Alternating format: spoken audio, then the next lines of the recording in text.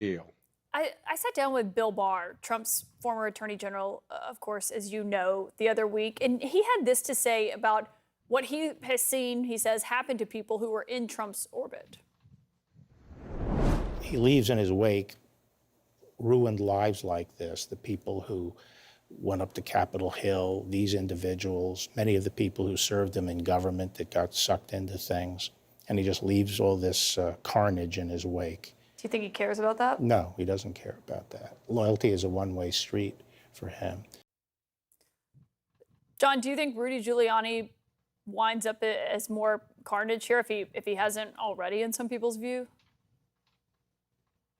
I think he will. I think he's in deep trouble. The government's case, it looks like it's overwhelming. His federal issues have not been resolved. Trump could not pardon him in Georgia if indeed he is convicted in Georgia. I don't think Trump is going to make it back to the White House. I think people are starting to get a glimmer of what that could be, and they don't want it. Maybe more Republicans will do that before the primary vote. I don't know. They're slow learners, apparently.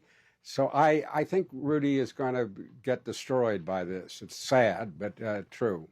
I mean, yeah, what is he, if he is as out of money as his attorney was arguing in court today that he is, I mean, the entire reason his attorney was in court today was arguing that he could not pay part of what he is being ordered to pay as part of that Smartmatic lawsuit. I mean, what does he do in that situation? Does he represent himself? I mean, what options does Rudy Giuliani have at that point? Well, he can get a court-appointed lawyer at some stage. Representing yourself is the worst option because anyone who represents himself is likely to make bad decisions about that representation. I think Rudy is likely to go into Chapter 11 or bankruptcy of some sort. I understand his apartment is on the market. It could raise several $1,000,000. But he probably has a lot of debt he has to handle immediately as well.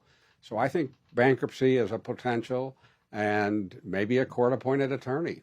I mean, that would be kind of remarkable in the worst way if someone who was, once known as America's mayor, the role that he had after 9/11 is then potentially, as you predict could happen, being represented by a court-appointed attorney and filing bankruptcy to cover his legal fees. It has a Shakespearean element about it, although I don't really think of Shakespeare when I look at Rudy and some of the news clips of him recently. It does have that kind of tragic tale that is being told in front of us. So we'll have to all watch, and no one wishes him ill, but he's gotten himself where he is. What do you make of what we saw out of Georgia overall? The district attorney there saying that she wants to have a March trial date. She's actually asking for March 4th of a trial date. I mean, whether or not that actually happens remains to be seen. But does that seem realistic, just given the makeup of this case, how complex it is, the fact that there are 19 co-defendants here? I think what's going to slow down the Georgia case is the others will file a kind of motion that Mark Meadows has filed to remove the case to federal court. While the state proceedings will continue, it will bog things down a bit. And I don't really believe, from my talk with lawyers who've really studied this body of law about removal, that they are going to remove the case to federal court.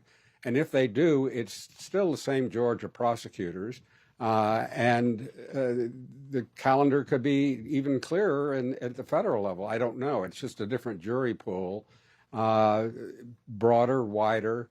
So that's what's likely to slow it down, Caitlin, is the removal proceedings. So you don't think that they're likely going to be able to get it moved from a state proceeding to, as Mark Meadows is doing, but also we are told by sources that Trump is also likely to do. You don't think that's likely?